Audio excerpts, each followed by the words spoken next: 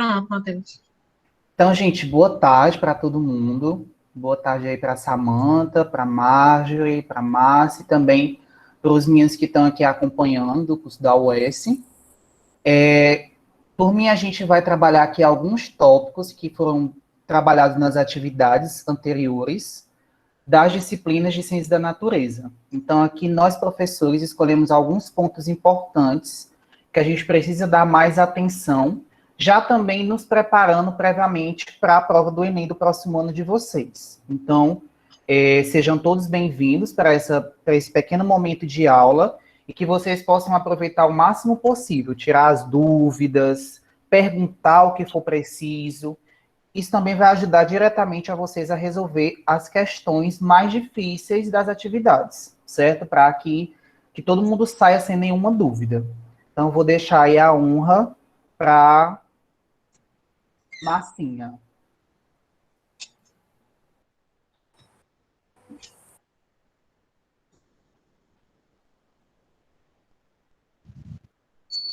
Oi, gente, boa tarde. Estão conseguindo me ouvir direitinho? Tá sim, Marcinha.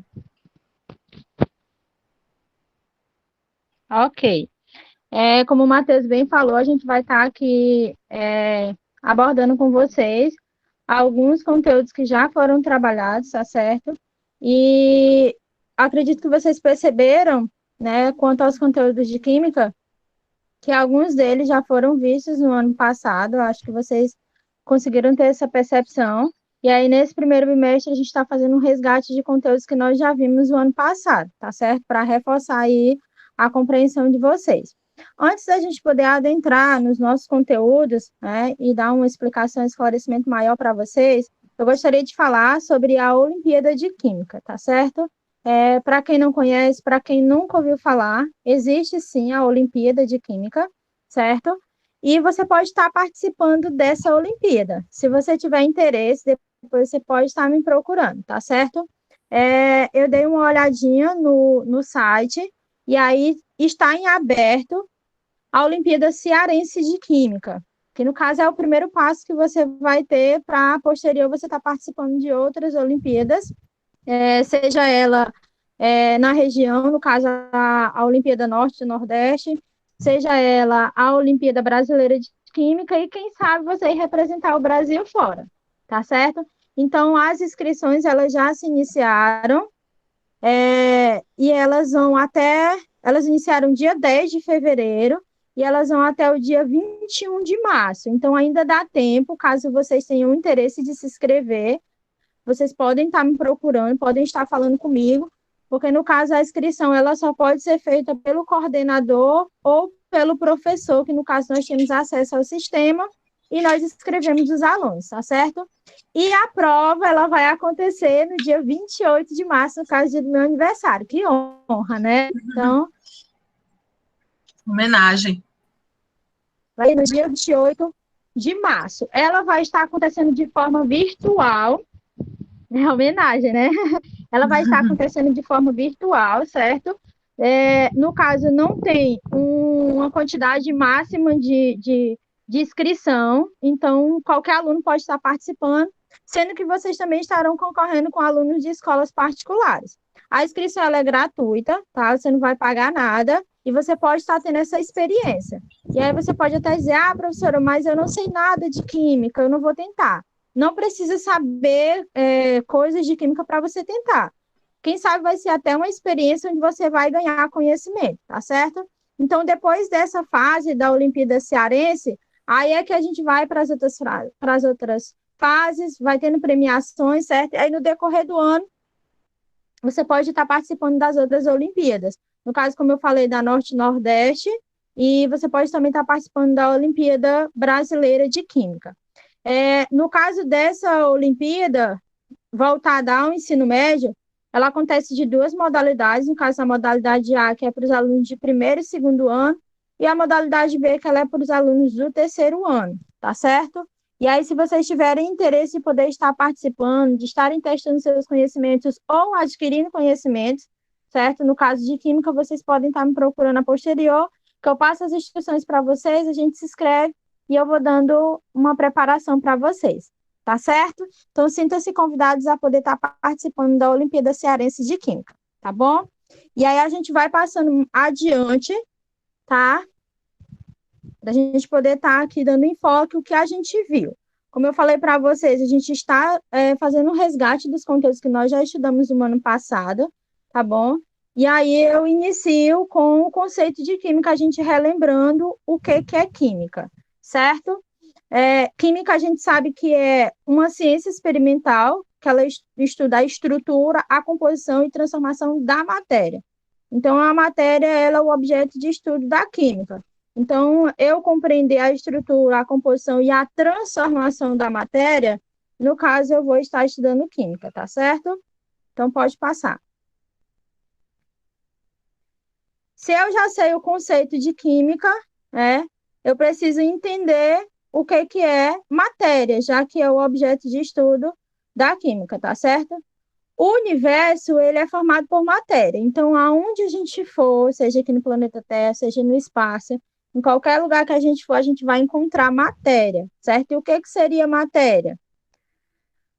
Matéria é tudo aquilo que tem massa e ocupa lugar no espaço. Então, se eu tenho algo que eu consigo ter a massa, no caso, esse objeto, vamos dizer assim, e ele vai estar ocupando um lugar no espaço, então eu tenho matéria, tá certo? Madeira, pedra, ferro, enfim, a infinidade de matéria é grande. Não tem como a gente ter esse cálculo definido. Então, como eu falei para vocês, aonde a gente for, a gente vai estar encontrando matéria. No caso, vamos estar encontrando química, tá certo? E aí nós temos aí energia, que eu trouxe para vocês. O que é energia? A energia é a capacidade de realizar trabalho. E onde a energia ela vai se encaixar aí, tá certo? A matéria, ela vive em constante transformação. E, no caso, essa transformação ela vai acontecer através da energia, certo? Essa capacidade de realizar trabalho. Então, a matéria, ela não vai ser destruída, ela nunca vai se destruir, ela não vai acabar. No caso, ela vai se transformar. E essa transformação, ela é dada através da energia, seja de uma energia química, energia luminosa, energia nuclear, energia solar, certo? Então, vários tipos de energia que nós temos e que a física, ela também traz esse conceito e complementa esse estudo junto com a química, tá certo? Então, nós temos aí o universo, que ele é formado por matéria, e também energia, que a energia, ela vai dar essa capacidade aí da matéria, ela se transformar, tá certo? No próximo slide, eu trouxe aí para vocês, ainda reforçando o conceito de matéria, eu também trouxe mais dois conceitos, de corpo e objeto, certo? Então, matéria, eu já sei que é tudo que tem massa e ocupa lugar no espaço, tá bom? A partir da matéria, eu posso ter um corpo. O que seria um corpo? Um corpo é uma porção limitada da matéria, como, por exemplo, eu tenho uma árvore que eu posso definir como matéria. Se eu corto aquela árvore, eu vou ter corpos, que no caso vai ser as porções limitadas de matéria. E se eu pego esse corpo, essa porção limitada de matéria, e eu transformo em algum objeto, alguma coisa que vai ter uma função definida, eu vou chamar, no caso, de objeto. Como, por exemplo, se eu pego uma parte daquela árvore, os pedaços daquela árvore, e eu faço uma mesa, eu faço uma cadeira, então aquela mesa, aquela cadeira vai ser um objeto, porque ele vai ter uma função definida, tá certo?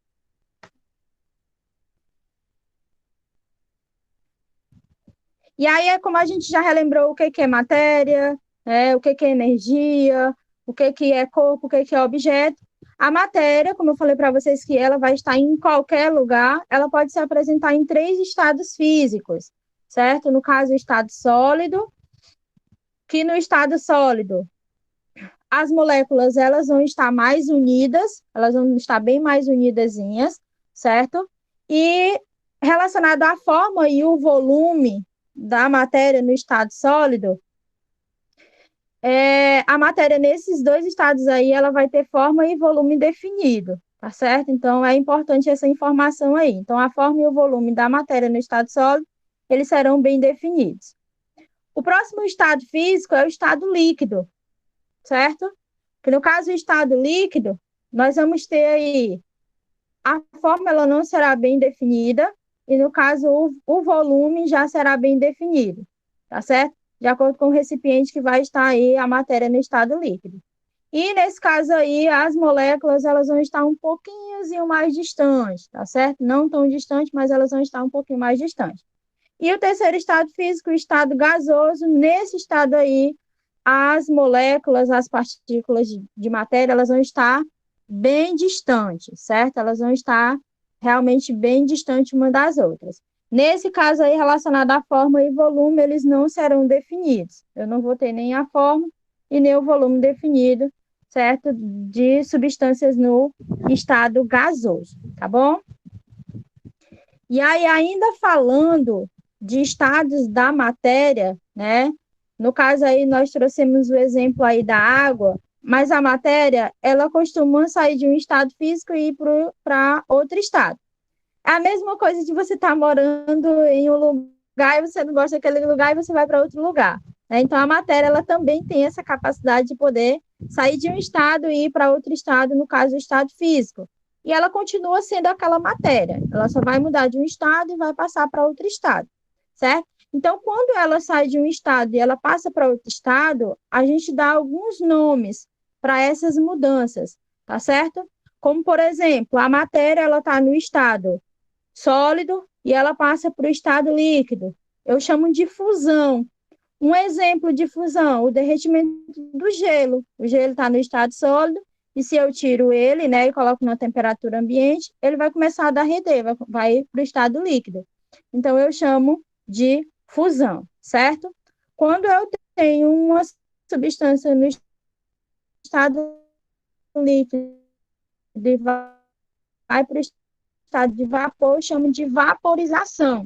Como, por exemplo, a água fervendo, né? Eu pego uma água, coloco no recipiente, levo ao fogo, ela está no estado líquido, vai passar para o estado gasoso. Então, eu chamo de vaporização, certo? Se eu tenho uma substância no estado de vapor e ela vai para o estado líquido, que é o contrário, eu chamo de condensação. Um exemplo de condensação, no caso, a chuva, certo? Do estado líquido para o estado sólido, eu chamo de solidificação, certo? Na fusão, eu falei para vocês o exemplo do derretimento do gelo, e no caso da solidificação, eu dou o exemplo da produção de gelo. A água, a princípio, está no estado líquido e passa para o estado gasoso, certo?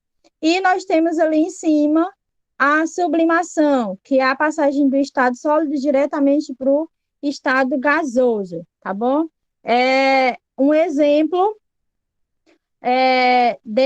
dessa mudança de estado, eu diria para vocês a naftalina, aquelas bolinhas brancas que geralmente o povo não usa mais, né? Mas a gente usava bastante para poder colocar dentro das gavetas contra as traças. Então, a naftalina, com o passar dos dias, ela vai diminuindo de tamanho. Ela está no estado sólido e passa para o estado gasoso. Outro exemplo é o gelo seco, certo? E por último, que não é tão comum, nós não temos tantos exemplos, né? A ressublimação, que é a passagem do estado gasoso para o estado sólido, nós temos aí o exemplo do iodo, tá certo? Então, a ressublimação do iodo, tá bom? Então, pulando aí para o próximo tópico, nós vamos falar de propriedades da matéria. Assim como nós temos as nossas características, né, físicas, no caso, a matéria ela também tem as suas propriedades. Que nós também podemos colocar aí a palavra também características, mas no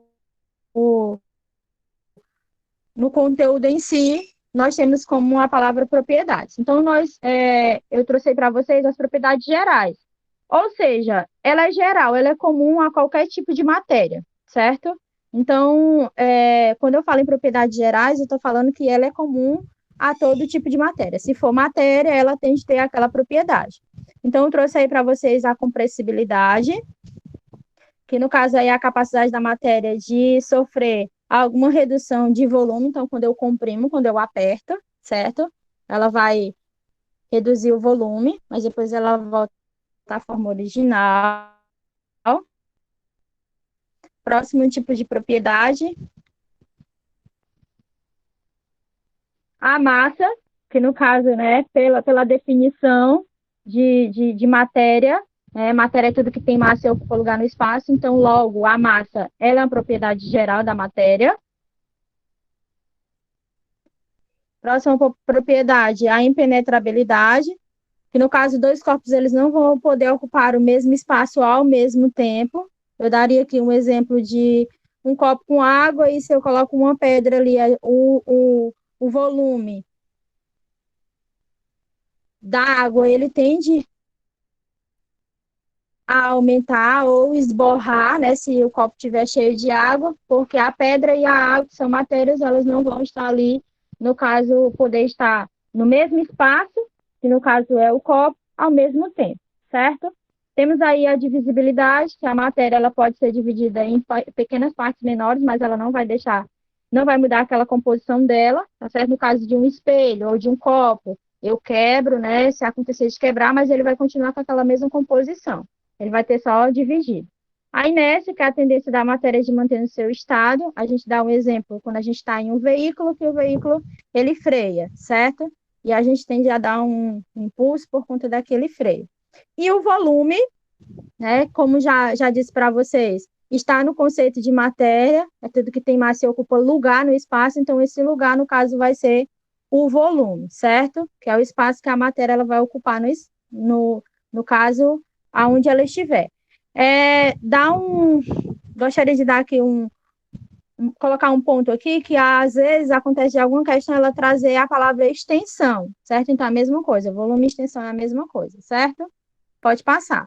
Saindo das propriedades gerais, nós vamos para propriedades específicas, ou seja, as propriedades específicas ela vai acontecer de uma matéria ter aquela propriedade e outra já não ter, tá certo? Então, nós temos aí três pontos. Vamos colocar aqui três partes das propriedades específicas. As propriedades químicas, certo? Que vão ser aquelas propriedades que a matéria ela vai se transformar em uma outra matéria, tá certo? E aí nós temos aí, ela vai mexer com a composição da matéria.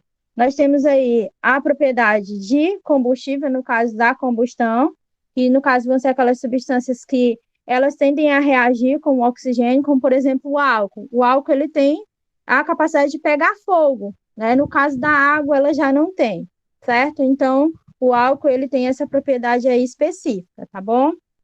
Trouxe aí para vocês também de oxidação, a capacidade de reagir com outra substância e retirar o elétron de suas moléculas. E a próxima propriedade aí de ácido e base, que no caso vai ser a característica de algumas substâncias de doar ou de receber prótons. Nessa propriedade aí, eu também acrescentaria reatividade, certo? Que no caso é a propriedade dos materiais eles serem reativos, tá bom?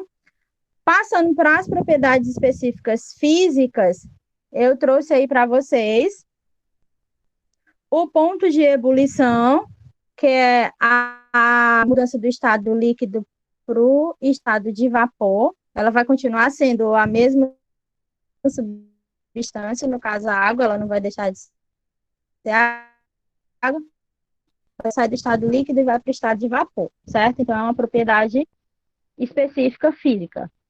A próxima, nós temos aí a solubilidade, que é a capacidade de uma substância de se dissolver em outra, ou se desmanchar em outra, como, por exemplo, o açúcar, ele tem essa propriedade quando ele está junto com a água, ele consegue se desmanchar na água. No caso, o óleo, ele já não tem essa propriedade, ele não se desmancha na água. E a próxima propriedade aí, não estou vendo o nome, meu Deus. Tá tão apagadinho. Deixa eu olhar aqui no outro slide. É a densidade, que é a quantidade de matéria em um determinado volume. Então, essa é uma propriedade específica física da matéria, certo? A gente conseguir calcular a massa em um determinado volume que a matéria ela vai estar, certo? E para finalizar aí as propriedades específicas, eu trago para vocês as propriedades organolépticas, que eu posso dizer assim que são as mais fáceis de serem percebidas, de serem identificadas.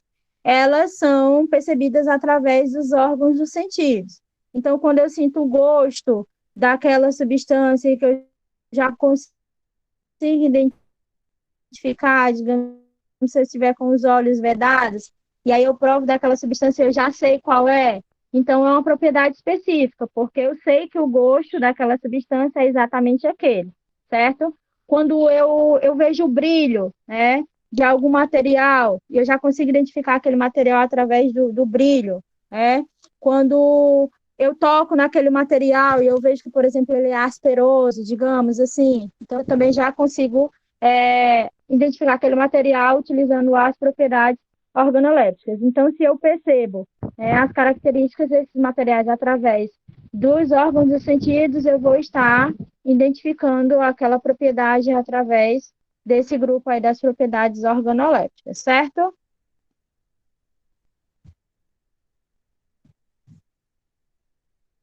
E aí já estamos quase finalizando, né? E aí eu trouxe para vocês aí a diferença de substâncias simples e substâncias compostas, certo? Substâncias simples são aquelas substâncias em que ela é constituída por um único elemento químico, independente da quantidade que esse elemento ele vai estar se repetindo, mas se eu tenho só um único elemento químico, então eu classifico ela como uma substância simples, tá certo? E a substância composta, no caso, eu vou precisar ter 2 ou mais elementos químicos, para que eu possa classificar aquela substância como composta. A diferença das duas é apenas essa, é bem simples, tá certo?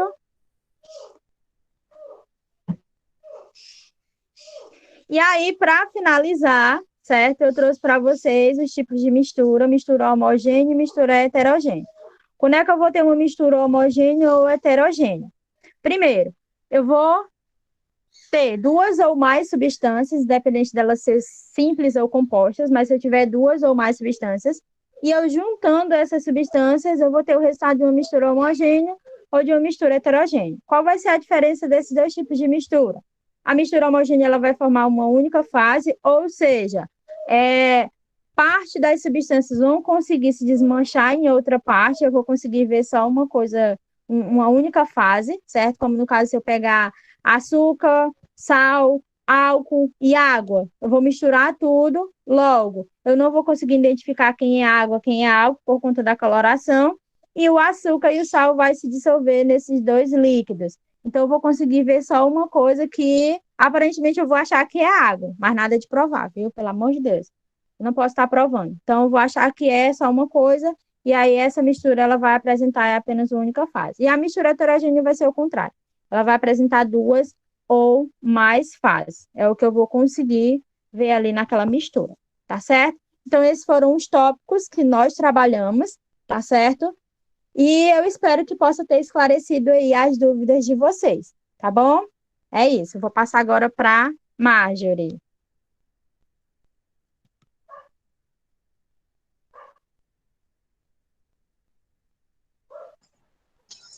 Oi, gente, boa tarde. Tá todo mundo me ouvindo?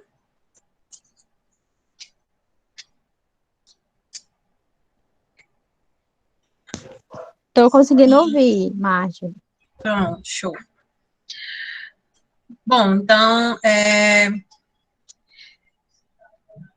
eu gostaria de dar as boas-vindas e, ao mesmo tempo, me apresentar, né? Porque ano passado o professor de biologia de vocês era o Caio, e a partir desse ano vocês vão ficar sob os meus cuidados, certo? Então, assim, eu gostaria de fazer para vocês o convite, né, para a gente começar os preparativos para a Olimpíada de Biologia, que, de certa forma, ainda está uma incógnita, né, a gente ainda não teve, na verdade, o resultado da Olimpíada do ano passado, porque ainda, inclusive, temos um aluno ainda esperando esse resultado, né, que passou para as outras fases, ele ainda está vendo aí o que é que vai acontecer, mas, de qualquer forma, acreditamos que esse ano as coisas andem um pouco mais naturalmente, mais organizadas, né, a gente já sabe mais ou menos como lidar com a situação. Então, eu faço a vocês o convite, né, para a gente montar uma turma de preparação para a Olimpíada de Biologia e que acaba também servindo como uma preparação para o Enem, né, porque todo e qualquer estudo que a gente faça acaba preparando para o nosso objetivo maior, que é o Enem, tá bom?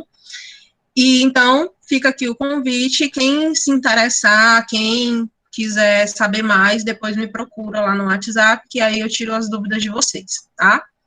E também quero apresentar vocês aqui no decorrer desse semestre, nós vamos ter alguns companheiros acompanhando as aulas de vocês, que são futuros professores de biologia, né, que eles estão estudando na UES.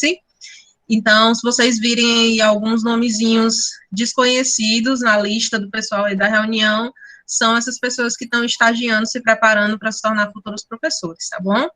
Então, fiquem tranquilos, não são espiões nem nada, vão só acompanhar a gente para eles poderem aprender também, tá?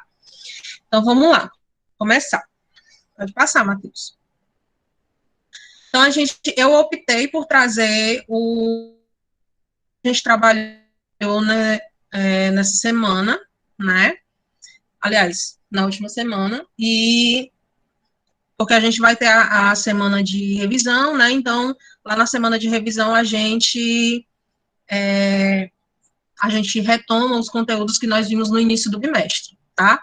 Então, hoje a gente vai dar uma pincelada só no último conteúdo, que é sobre os vírus, ok? Então, aqui eu coloquei algumas informações que no material não tem, no material também tem algumas coisas que eu não vou falar aqui, porque eu trouxe para cá só o mais importante, né, por conta do tempo também, ok? Então, vamos lá começar. Nós vimos, né, no decorrer dos conteúdos, que todos os seres vivos, eles são distribuídos em 3 grandes domínios, tá? Então, nós temos o domínio bactéria, o domínio árquea e o domínio eucária, tá? Então, se vocês lembram do que o Caio trabalhou com vocês ano passado, nós temos 2 divisões básicas de célula, as células eucariontes e as células procariontes. Então, nas células eucariontes, que elas têm um núcleo organizado, elas têm o material genético dela protegido dentro do núcleo, todas essas células, todos esses organismos vão estar dentro desse domínio eucária, tá? E as procariontes estão divididas aí no domínio bactéria e no domínio árquea, ok? Então, todos os seres vivos estão distribuídos nesses 3 domínios. E aí, esses 3 domínios vão se dividir naqueles outros níveis que eu já mostrei para vocês antes, né? Reino, filo, classe, até chegar ao nível menor, que é o nível de espécie, certo? Mas todos os seres vivos estão aí, ok? Pode passar, Matheus. E quando a gente fala desses três domínios, a gente sente falta de um organismo que está bastante em evidência agora, né? Que está deixando todo mundo dentro de casa já, que são os vírus, certo? Em nenhum momento, na divisão desses 3 domínios, a gente fala nos vírus. Por quê? Pode passar. Porque os vírus, eles não são considerados, oficialmente, seres vivos, né? Ah, mas o que é um ser vivo? Tá? Para um organismo ser considerado ser vivo, ele tem que seguir algumas regrinhas, certo? Uma dessas regras é a estrutura celular. Então, para um organismo estar dentro daqueles 3 domínios de seres vivos, ele tem que ter uma estrutura de uma célula, tá? Uma membrana, material genético, organelas, e o vírus não possui isso, tá? E como ele não tem essa estrutura celular básica, ele também não vai ter um metabolismo próprio, ele não consegue realizar as reações químicas dele, vamos dizer assim, sozinho. Tá? Ele precisa do auxílio de outra célula. E daí vem a principal característica dos vírus, que vocês conseguem ver aí no slide, que é o segundo ponto, que ele é classificado como um parasita intracelular obrigatório. Como assim, Marjorie? Quando o vírus está fora de uma outra célula, é como se ele ficasse inativo. Ele só consegue funcionar, vamos dizer assim, ele só consegue funcionar dentro de uma outra célula, certo? Então, ele obrigatoriamente funciona como um parasita. Ele precisa infectar uma célula para conseguir se multiplicar, para conseguir reproduzir, certo? Ele sozinho não consegue fazer isso.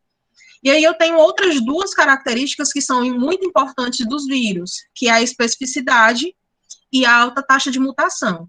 O que é a especificidade? A gente geralmente tem uma relação direta do vírus com o tipo de célula. Por exemplo, o corona, né, que causa a COVID. Quais são geralmente os sintomas que a gente tem? São geralmente sintomas ligados ao sistema respiratório. Então, esse é um vírus que ele tem uma preferência, ele tem uma especificidade por células do sistema respiratório, certo? O HIV, o tão conhecido HIV, quais são as células que esse vírus ataca? As células do sistema imunológico. Então, a gente tem uma especificidade, certo? Tanto que se você for ver doença a doença, né, que são as viroses, você for ver doença a doença, cada vírus provoca determinados tipos de sintomas, certo? Então, é muito comum a gente ter essa especificidade. Os vírus geralmente atacam determinado tipo de célula. Entendido? E a alta taxa de mutação significa que são organismos que se modificam muito rápido. Tanto que, novamente falando do corona, nós já temos variantes de coronavírus, né? Então, ao contrário da nossa espécie, por exemplo, né, que surgiu 1000 anos atrás e que para surgir uma outra espécie vai levar também milhares de anos, os vírus não. Eles conseguem se reproduzir e mudar o material genético dele muito rápido, tá? E isso é um problema para a gente, porque a gente não consegue acompanhar, muitas vezes, essa taxa de mutação, tá? Para a gente se livrar de um vírus, a gente tem que desenvolver um medicamento, a gente tem que desenvolver uma vacina que seja capaz de lidar com todas essas variantes, certo? Então, 3 características, só para resumir, 3 características principais do vírus. São parasitas intracelulares obrigatórios, eles precisam estar dentro de uma célula, eles têm alta especificidade, ou seja, eles infectam determinados tipos de células, eles têm uma preferência, e a alta taxa de mutação. O material genético deles muda com muita rapidez.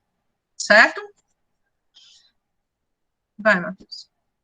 Então, como é que eles conseguem, então, já que depois que eles infectam uma célula, né, que eles parasitam, como é que eles conseguem se reproduzir? Nós temos 2 tipos básicos de reprodução de vírus, né, de multiplicação de vírus. A gente não fala nem tanto reprodução, é multiplicação. Ele pode se reproduzir a partir de 2 ciclos, o ciclo lítico e o lisogênico, tá? O que acontece? Observem a imagem aí do slide. O ciclo lítico, eu tenho um vírus, esse pretinho aí com as perninhas, Matheus, se tu puder sinalizar, esse pretinho aí com as perninhas, né, ele está simbolizando o vírus, isso. Acompanhem as setas, tá? Ele vai, então, infectar uma célula, certo? Que é esse quadradinho azul. E no ciclo lítico, o que acontece? Ele insere o material genético dele na célula que ele está parasitando, e esse material genético vai fazer com que essa célula que foi infectada produza novos vírus, tá? Quando esses vírus estão prontos, e eles vão sair dessa célula, eles acabam provocando a lise da célula, ou seja, a quebra dessa célula, tá? Então, a célula que foi infectada, ela serviu só como um maquinário para produzir novos vírus. E aí, quando esses vírus vão sair, eles acabam destruindo essa célula. Esse é o ciclo lítico, tá? No ciclo lisogênico, quando o vírus infecta e insere o material genético dele lá dentro, esse material genético vai se fundir com o DNA da célula infectada, tá? E a partir desse momento, toda vez que essa célula vai se dividir, o material genético do vírus vai junto. Então, ele vai multiplicando só o material genético dele, né, que pode ser DNA ou pode ser RNA, vai multiplicando esse material genético até ele estar presente em várias células, certo? Um ponto importante, vírus que realizam ciclo lisogênico, eles podem mudar para o ciclo lítico. Por quê? Aí vem essa observação que eu coloquei aí do lado. O ciclo lisogênico é comum em vírus com período de incubação prolongado. O que isso significa? são vírus que infectam um ser vivo, né, um agente, por exemplo, mas eles demoram um certo tempo para se manifestar, né? Novamente falando do coronavírus, quanto tempo leva para a gente apresentar sintomas? Né? Depois que a gente se infecta, os sintomas geralmente levam aí em torno de 3 a 15 dias para se manifestar. Então, esse é o período de incubação do vírus, tá? O período de incubação é o período que ele está lá, mas ele ainda não faz com que a pessoa apresente sintomas. Ele está ali só se multiplicando, só se multiplicando. E aí ele pode se multiplicar tanto por ciclo lítico quanto por ciclo lisogênico, tá? Se forem vírus que demoram muito tempo para aparecer, geralmente eu posso associar que ele se multiplica por ciclo lisogênico, tá bom? E lembrando, se ele faz ciclo lisogênico, ele pode, depois de um determinado tempo, ele mudar para o ciclo lítico. Ok? Se tiver alguma dúvida, a gente fala aí, tá? Aí só uma animaçãozinha para demonstrar para vocês o que é que acontece nos dois ciclos. No ciclo lítico aí do lado esquerdo, né, o vírus entra, insere o DNA, né, faz com que a célula produza novos vírus e esses vírus acabam destruindo essa célula. No ciclo lisogênico, o vírus vem, insere o DNA dele, esse DNA se funde com o da célula, e essa célula, quando se divide, carrega o DNA viral também. Tá bom? Pode passar, Matheus. E aí, eu coloquei um destaque especial no material de vocês, tem dizendo direitinho os tipos de vírus, certo? E aí, eu trouxe para cá um destaque especial para os retrovírus, que são vírus de RNA. Eles têm o material genético deles como RNA, tá? Esses vírus, os retrovírus, eles, além do RNA como material genético, eles possuem uma enzima especial chamada transcriptase reversa. Pode passar, Matheus, para aparecer a outra imagem. Qual é a ordem natural das coisas? Né? O que é que nossas células, por exemplo, produzem? Nós temos o DNA na nossa célula, acompanha o raciocínio aí, tá? Nós temos o DNA na nossa célula, esse DNA, ele é usado para produzir RNA, e o RNA é usado para produzir as proteínas, certo? Esse processo de produção de RNA é chamado de transcrição. Aí, o que acontece no vírus de RNA, no retrovírus? Como ele tem o RNA como material genético, e ele vai infectar células que normalmente têm DNA, ele tem que fazer essa transformação de RNA para DNA. Então, acompanhando? Se não, coloca um sinalzinho aí no chat, tá? Como ele faz esse processo inverso, né, do que acontece normalmente, certo? Como você faz o processo inverso do que acontece normalmente, então o nome dessa enzima se chama transcriptase reversa, ou seja, ele faz a transcrição ao contrário, tá? Ele transforma RNA em DNA, certo? E temos muitos vírus que são retrovírus. O vírus da gripe é um retrovírus. O retrovírus mais famoso que nós temos é o vírus HIV, né? Ou seja, quando o HIV entra nas nossas células, ele faz com que o RNA dele vire DNA e passe a comandar o funcionamento daquela célula, certo? Então, o vírus, ele é bem simples, mas ele, entre aspas, aqui, ele é bem esperto, tá? Porque ele faz com que a célula trabalhe para ele, tá bom? Pode passar, Matheus. Então, aí eu tenho a representação justamente do que o vírus HIV faz, tá? Então, eu tenho um HIV maduro, ele entra na célula, né? Ele realiza essa transcrição reversa, ou seja, ele pega o RNA dele e transforma em DNA, une o DNA dele com o da célula, e aí depois ele faz com que essa célula monte novos vírus HIV, certo? E aí esses vírus HIV, eles saem da célula infectam novas, e aí fazem esse outro processo novamente, até eles infectarem, até eles infectarem o maior número de células possível, tá bom? Então, Anaqueira tia, o vírus do coronel retrovírus, também, viu? Tanto que, não sei se você já... Então, o RNA do HIV pode ser hereditário. O que é uma coisa hereditária? Hereditário é uma coisa que passa de geração para geração, de pai para filho, certo? Uma coisa só vai ser hereditária se isso atingir as células que a gente chama de germinativo, ou seja, são as células que estão envolvidas na reprodução, certo? Quem é que está envolvido na reprodução? Os espermatozoides e os óvulos, tá bom? O que pode acontecer de passar de mãe para filho, por exemplo? Se a mãe tiver HIV, e aí ela pode, no momento do parto, passar o HIV para o filho. Só que hoje a medicação está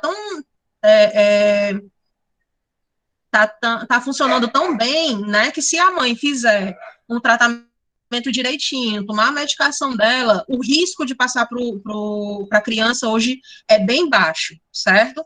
Mas, nesse caso, o HIV, lembra da especificidade que eu falei agora no início da explicação?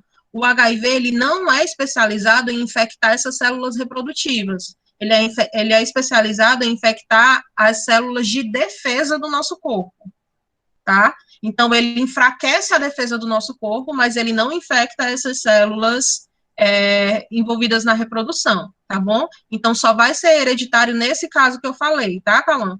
Se a mãe tiver o HIV e acabar passando no momento do parto para a criança, certo? Mas não por células, por herança genética, não, tá bom? Entendido?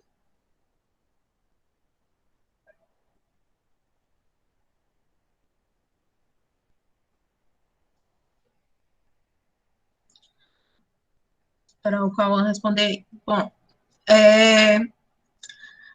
já que o vírus é uma coisa tão, né? Pode deixar lá, Matheus. Já que o vírus é uma coisa tão... Muito obrigada, viu, Naquele? Você está uma aluna muito aplicada.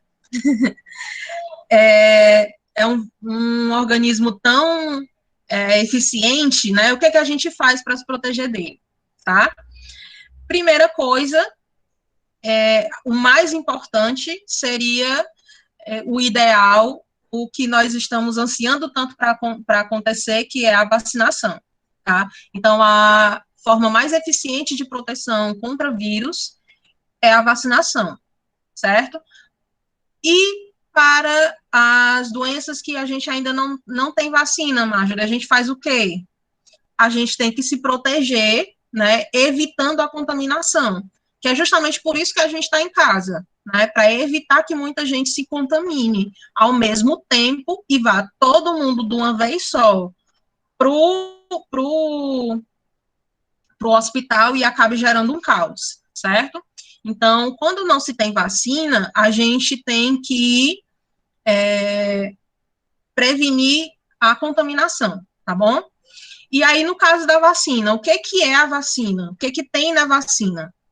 Nós temos 2 tipos básicos, tá? Eu tô resumindo aqui. Nós temos 2 tipos básicos de vacina. Aquelas que vão ter o vírus inativado, já eu vejo teu comentário, tá, Cauã? Temos o vírus inativado, ou seja, eu tenho o vírus ali, mas ele não está funcionando, ele está morto, certo? Ou eu tenho vacinas que têm o vírus enfraquecido ou atenuado, tá? Por exemplo, por que o pessoal fala tanto da vacina da gripe, por exemplo? Porque a vacina da gripe é uma vacina que tem o vírus enfraquecido, certo?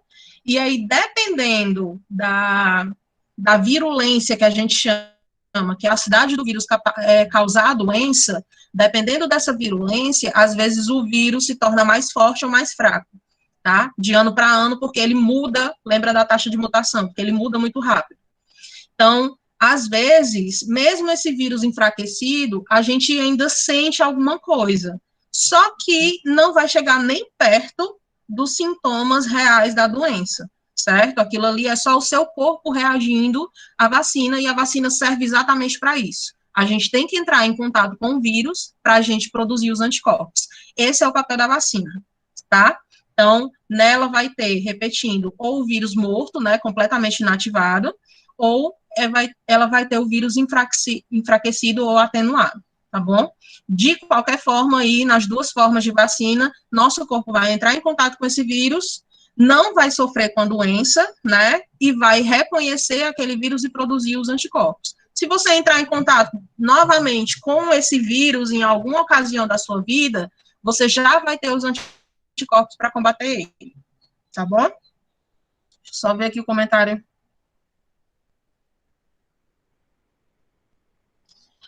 Pronto, calma.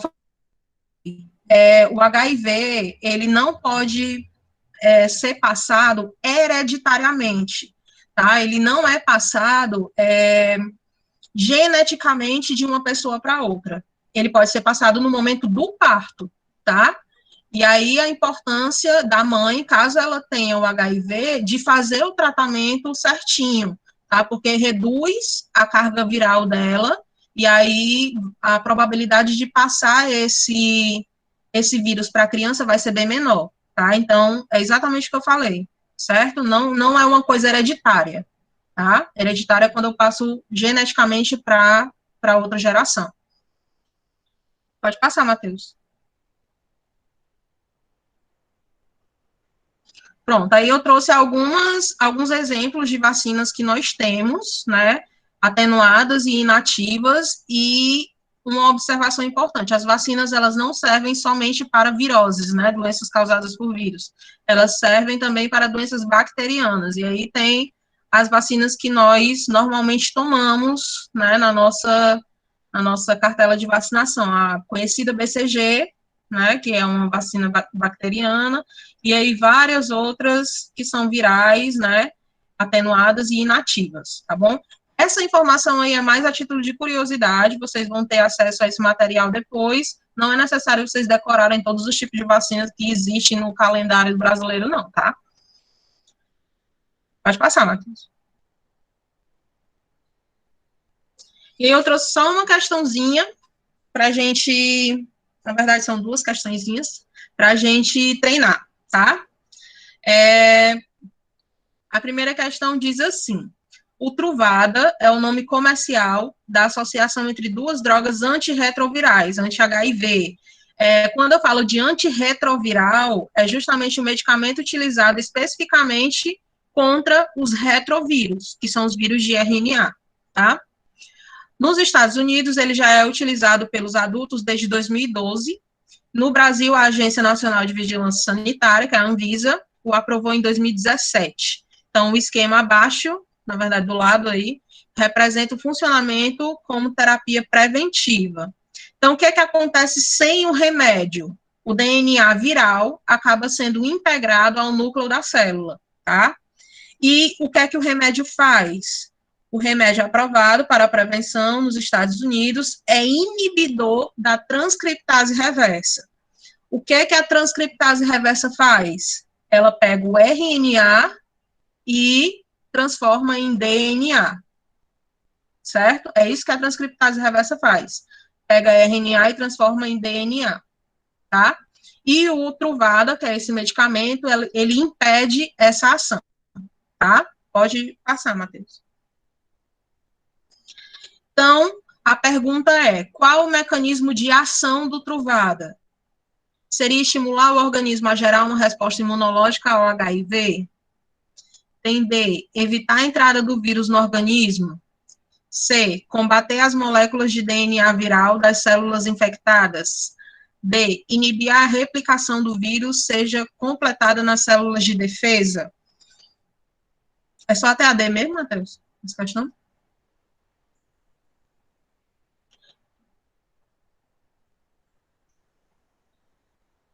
Eu tô sem áudio. É só até a D mesmo, né? É. Pronto. Sorry.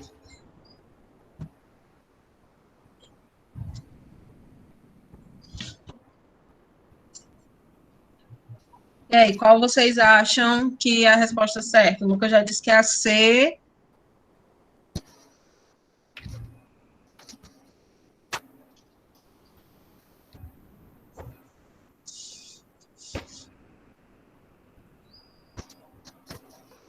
Só o Lucas vai responder, minha gente. Cadê o povo? B.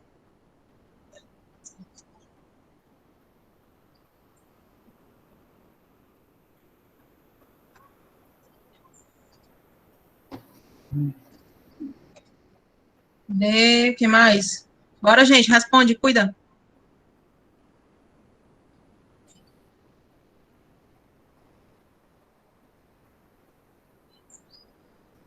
E aí, mais respostas? Tá.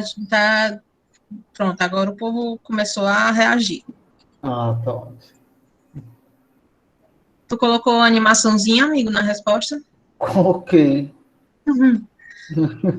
D, tá todo mundo de D aqui agora. Acordaram. Então, vamos lá. Pode colocar a resposta, Matheus. Então, a resposta correta é exatamente o item D, certo? Como o truvado, ele impede que o DNA viral seja produzido, então ele vai impedir realmente que esse vírus seja replicado, que ele seja multiplicado, porque se o DNA dele não for produzido, então nada de vírus sendo feito, certo? Então, exatamente, resposta item D, certíssima. A gente ganha ponto a cada. Vou pensar no seu caso. Questão 2. Embora algumas doenças prevenidas por meio da vacinação tenham se tornado raras em alguns países, os agentes infecciosos que as causam continuam a circular. E em um mundo altamente interligado, podem atravessar fronteiras geográficas e infectar qualquer pessoa que não seja protegida. Assim, em relação a doenças como sarampo, cachumba, rubéola e poliomielite, pode-se afirmar corretamente que, vamos lá, letra A, o alto custo da produção de suas vacinas específicas, não coberto pelo Sistema Público de Saúde, torna inacessível e impossível a prevenção dessas doenças para a população. B, seus agentes... só uma observação, tá? Essas doenças que foram citadas aí na questão, elas são cobertas, né? O sarampo, cachumba, rubéola e poliomielite, com exceção da polio, que é a gotinha, mas as outras três, elas estão dentro da vacina tetravalente, tá? Então, nós recebemos vacina para todas essas doenças, certo? Letra B. Seus agentes infecciosos são vírus, que, quando são enfraquecidos ou mortos para tratamento preventivo, estimulam uma resposta imunológica ativa no organismo humano. Ou letra C. Seus agentes infecciosos são bactérias, que, apesar de terem sido erradicadas da maioria dos países, afetam preferencialmente idosos e pessoas de vida sedentária. D. A produção de vacinas específicas para cada uma delas é feita atualmente em pequena escala, a partir da hiperimunização de cavalos. Seus agentes infecciosos foram eliminados totalmente da maioria dos países, tornando desnecessária a aplicação de medidas preventivas. E aí, qual alternativa vocês colocariam? Tem uma bem absurda aí, né? Bem, meu Deus do céu. Letra A, letra B, letra C, B, B também. B tá ganhando. Está todo mundo craque. Letra B. Então, Mateuzinho, mostra aí a resposta. Exatamente, letra B, né? São todas doenças virais, são todas viroses, né? Doenças causadas por vírus. E a vacina pode ser feita com agentes enfraquecidos ou mortos. Exatamente. O objetivo é causar a resposta imunológica. Certíssimo. Sim, Giovana, você é um gênio. E pode passar, Matheus, ou como alguma coisa. Pronto. E aí, agora eu deixo vocês aos cuidados de Matheus, Nosso querido professor de física, Melhor maravilhoso. professor da escola. Obrigado, Magda, por todo esse acalento. Gente, boa tarde. Vou ser muito rápido das minhas considerações. Aqui é só para exemplificar os tópicos que a gente viu durante as atividades, para que vocês não fiquem com dúvida, já que nós trabalhamos esses conteúdos no ano passado. Então, todo mundo já me conhece, professor de física. E aí, 2 Olimpíadas básicas que vocês não tiveram a oportunidade de participar no ano passado, mas podem ter a oportunidade de participar esse ano, que é a OBF, que é a Olimpíada Brasileira de Física, e a Olimpíada Brasileira de Física das Escolas Públicas. É o mesmo órgão regulamentador, que é a Sociedade Brasileira de Física, porém a OBF, ela inclui tanto escolas públicas como escolas particulares. Em quaisquer uma das Olimpíadas, sempre vai haver 3 fases, a primeira fase com questões de marcar, a segunda fase com questões abertas e a terceira fase com questões experimentais. Então, haverá práticas na terceira fase. E aí, ao decorrer do tempo, até chegar às inscrições dessa Olimpíada, vocês já podem ir se desenvolvendo a ponto de ir estudando os conteúdos que são colocados para a gente poder participar e, quem sabe, aí trazer uma medalha para a escola, um aluno medalhista, enfim. Então, vamos lá. Primeiro tópico que a gente viu foi sobre dinâmica. Isso, lembrando a vocês que, durante o primeiro ano do ensino médio de vocês estudaram mecânica, que corresponde a todo tipo de movimento existente. E aí, dentro dessa mecânica, eu vou ter as sub-áreas dessa mecânica. E uma sub-área bastante trabalhada nos dias de hoje é a dinâmica. Então, a dinâmica, ela nasceu com algumas observações feitos aí por Aristóteles com relação ao movimento dos corpos celestes, tá? Obviamente, essa velocidade, ela estava diretamente relacionada com uma força que agia sobre ela. Então, consequentemente, se essa força parasse, a velocidade se reduziria. É exatamente o conceito de dinâmica. A dinâmica, ela vem complementar o que a cinemática traz. A cinemática estuda o movimento, mas ela não se preocupa em explicar os fatos que fazem com que aquele movimento aconteça. Entra a dinâmica para me explicar exatamente por que aquele movimento está acontecendo. E esse movimento só acontece devido à ação de uma força que age sobre o objeto. Então, aí na animação, vocês estão observando que aquele objeto ele está se locomovendo porque existe uma força atuando sobre ele, não de forma direta, porém atua uma força sobre ele para que ele entre em movimento. Caso não tivesse nenhuma força agindo sobre ele, o corpo estaria em repouso, ou seja, não teria velocidade. V igual a 0. Primeiro ponto com relação à dinâmica são as leis de Newton. Então, Newton, ele na verdade é o cara da física. Ele praticamente postulou todos os tipos de movimento que a gente estuda durante o ensino médio. Então, tudo foi contribuição de Newton. Além de, óbvio, Newton ter contribuído para outras áreas da física, como a parte da óptica e também o início da física moderna, certo? Então, aí, Newton postulou 3 leis básicas, chamadas de leis de Newton. A primeira lei de Newton é chamada de lei da inércia, ou seja, um corpo permanece em repouso até que uma força atue sobre ele. Ou seja, essa força precisa ser diferente de 0. Se essa força for igual a 0, aquele objeto está em repouso, porque não tem força atuando sobre ele, tá? Então, um exemplo aí que a Marcinha falou no início, que entra lá nas propriedades da matéria, né? Se eu não me engano, propriedades gerais da matéria. A inércia, gente, ela pode ser aplicada exatamente no momento em que você está dentro de um ônibus, em pé, segurando lá a barra, sofrendo dentro desse ônibus, cheio de gente, para chegar no trabalho, no local que você deseja. E aí, por alguma parte do destino, o motorista precisa frear esse ônibus. Então, o que é que acontece? O nosso corpo, ele é jogado automaticamente para frente. Isso é graças à lei da inércia. Não que isso seja uma coisa boa.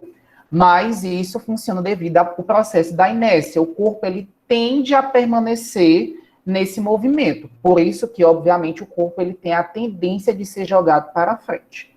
Assim acontece, por exemplo, quando você está em um carro e o carro precisa fazer uma curva.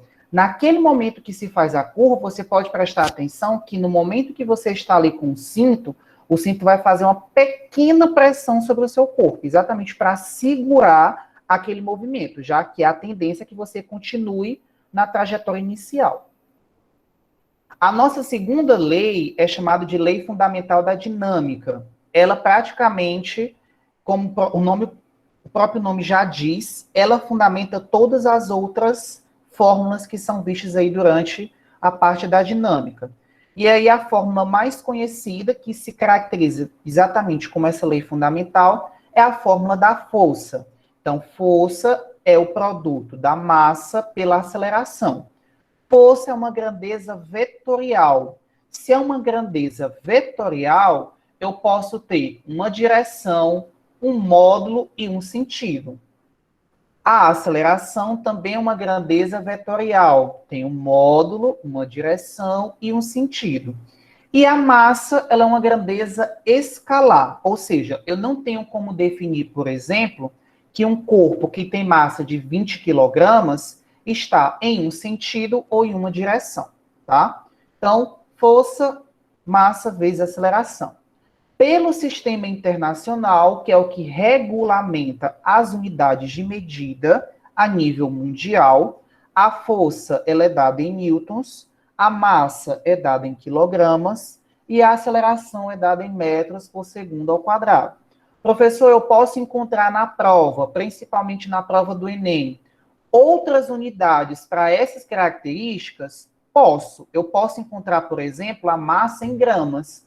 Então, no momento em que eu bato o olho na questão e vejo que aquela massa está em gramas, já me vem a aula que a gente está tendo hoje, e aí eu já vou ter que converter de gramas para quilogramas. Isso, claro, se a questão deixar explícito que o resultado precisa estar de acordo com o sistema internacional. E a nossa terceira lei de Newton é a lei da ação e reação. Ou seja, se você aplica uma força sobre o objeto, a tendência é que esse objeto aplique uma força sobre você, com mesma direção, mesmo módulo, mas sentidos opostos. Então, professor, ação e reação pode acontecer somente em um corpo? Não. Então, se você já vê essa afirmação em alguma questão por aí, você já pode considerar ela como uma alternativa incorreta. A ação e reação precisa ocorrer com dois corpos, tá? Então, lei da ação e reação é exatamente isso. Alguma dúvida que vocês queiram perguntar até aqui? Dúvidas no chat, que eu não estou lendo o chat, mas se tiver alguém escrevendo, algum professor lê aí para mim, por gentileza. Até agora não, Matheus, pode seguir. Show de bola. Então, qualquer coisa vocês podem me perguntar. Ah, cuidado quando vocês tiverem com raiva e rebolar alguma coisa, tá? Porque, obviamente, pode ser que aquele objeto, ele se revolte com você e aí entra a lei da ação e reação, viu? Então, cuidado. Também na parte da dinâmica, existe uma subdivisão, da subdivisão da dinâmica, chamada de dinâmica impulsiva. Essa dinâmica impulsiva, ela não é colocada dessa forma nos livros, mas alguns autores consagrados gostam de caracterizá-la com esse nome. Essa dinâmica impulsiva, gente, ela é chamada assim porque ela vai trabalhar com um recurso chamado de impulso, tá? Então, o impulso é o produto da força pelo tempo. Esse impulso, ele gera uma quantidade de movimento. Porém, entretanto, todavia, tudo isso só acontece se existir uma característica chamada de trabalho, que a Marcinha também já falou um pouco sobre isso. Graças a Deus a gente se complementou mesmo sem saber muito assim essa junção de conteúdos. Então, o trabalho ele é uma grandeza física, obviamente ele mede uma transferência, uma transformação de energia. Tanto que, tanto o trabalho como a energia possuem a mesma unidade de medida, que é Joule, tá? E Joule é uma grandeza escalar. Então, portanto, gente, uma informação importante que vocês precisam ter. Muitas pessoas acham que trabalho é uma grandeza vetorial. Não, trabalho é uma grandeza escalar, certo? Esse trabalho que é exercido, obviamente, ele vai depender da força que está agindo sobre o objeto e a distância com que esse objeto pode alcançar. Consequentemente, esse trabalho vai gerar as energias, e um tipo de energia que pode ser gerada é o que nós chamamos de energia cinética, ou seja, toda energia que pode surgir devido ao surgimento de uma velocidade, ou seja, quando se movimenta um objeto, aquele objeto gera automaticamente uma energia cinética. Além da energia cinética, também pode ser gerado o que nós chamamos de energia potencial. Essa energia potencial, ela geralmente no primeiro ano, ela é dividida em duas. Energia potencial gravitacional, que depende da gravidade do planeta que está inserido, ou energia potencial elástica, ou seja, trabalha com materiais que apresentam uma deformação, ou que possam apresentar uma deformação, certo? A hidrostática, ela é muito importante para a gente entender como é que os fluidos eles se comportam quando estão em repouso, tá? Entre essas propriedades, existem algumas muito importantes que geralmente são cobradas nas provas. Densidade, pressão e força de empuxo, tá? Lembrando que hidrostática trabalha as condições de fluidos, lembrando para vocês que fluido não é somente líquidos. Fluidos inclui líquidos e gases. Então, não esqueçam dessa informação. Porque muita gente vê a palavra fluido e relaciona ela diretamente somente à palavra líquido. Não. Fluido está relacionado a líquidos e a gases, tá? E aí, gente, obviamente, a gente entende como fluido uma substância que é capaz de assumir o formato de um determinado recipiente. Ou seja, ele muda a sua forma sob uma ação de uma força externa. Então, onde é que a gente pode observar na prática o estudo da hidrostática? Exatamente quando você mede a pressão arterial, tá? E aí, quando você mede essa pressão, que a Marjorie vai me ajudar, ela pode ser dividida em di e cis. Eu não sei o nome, é sistólica e dialógica. Diástole e sístole. Isso, pronto. E são essas duas, que é exatamente o que a gente tem que prestar bastante atenção na questão da saúde, porque pela organização, né, que regulamenta esse sistema de saúde, ele prevê que uma pressão ela é considerada ideal, sendo 12/8, mas isso depende de algumas coisas. E eu vou deixar essa parte biológica para a Marjorie, para ela explicar melhor para vocês em aulas futuras. Mas uma aplicação prática do nosso dia a dia é a questão da medida da pressão arterial, certo? O negocinho não funcionou o GIF, infelizmente, mas tudo bem. Um ponto importante da hidrostática, gente, é a pressão, tá? Essa pressão, ela pode ser calculada pela razão da força pela área. Essa pressão e essa força são grandezas vetoriais. A área não é uma grandeza vetorial. A minha pressão é dada em newtons por metros quadrados ou pascal, como geralmente é trabalhado. A minha força é dada em newtons e a minha aceleração continua sendo em metros. Nesse caso aqui, gente, uma correção, tá? Isso não é aceleração, isso é área. Eu acabei copiando e esqueci de consertar, tá? Vocês vão trocar essa aceleração aqui por área. E essa área é dada em metros quadrados, tá? Façam essa correção aí por mim. Por gentileza, quando eu colocar o slide, eu coloco ele corretamente, tá? Então, esse A não é de aceleração, é de área. Metros ao quadrado, certo? Corrijam aí por mim, por gentileza. Peço perdão por esse erro. E a parte da estática, que é um dos últimos tópicos que vocês vêem na parte de mecânica, trabalha exatamente numa condição em que a resultante das forças que agem sobre aquele objeto se torna nula, tá? Então, estática está relacionada diretamente a um objeto que se encontra em repouso. Porém, essa estática, ela existe em 3 condições de equilíbrio, que é o equilíbrio estável, instável e indiferente, tá?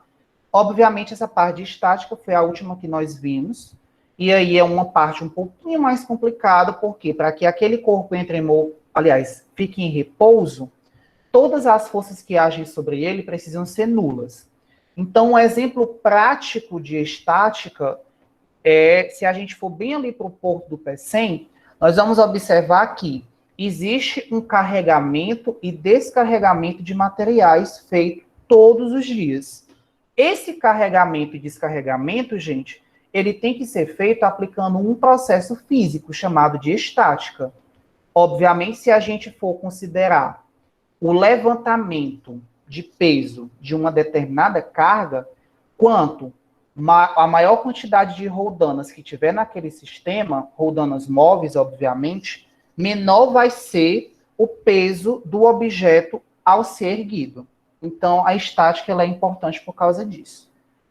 Principalmente para empresas que trabalham com esse carregamento e descarregamento de materiais. E aí, lá na parte de estática, a gente estuda roldanas móveis e roldanas fixas.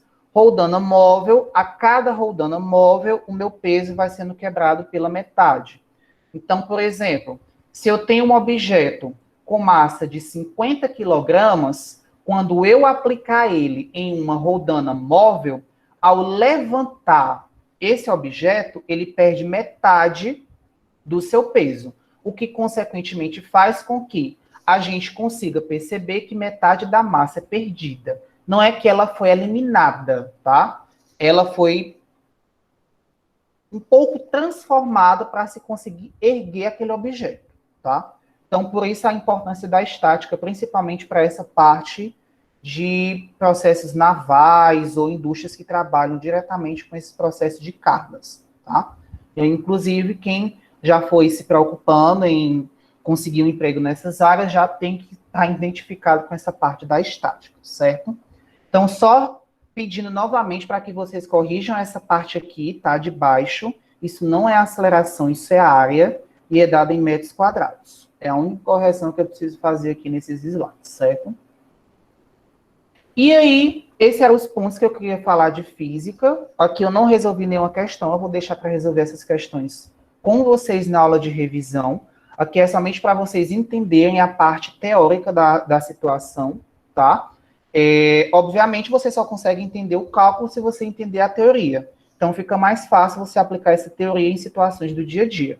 Então, foi isso que eu consegui, de certa forma, trazer essas informações para que vocês fixem essas características na hora de resolver as questões. Antes de finalizar, alguém tem alguma dúvida?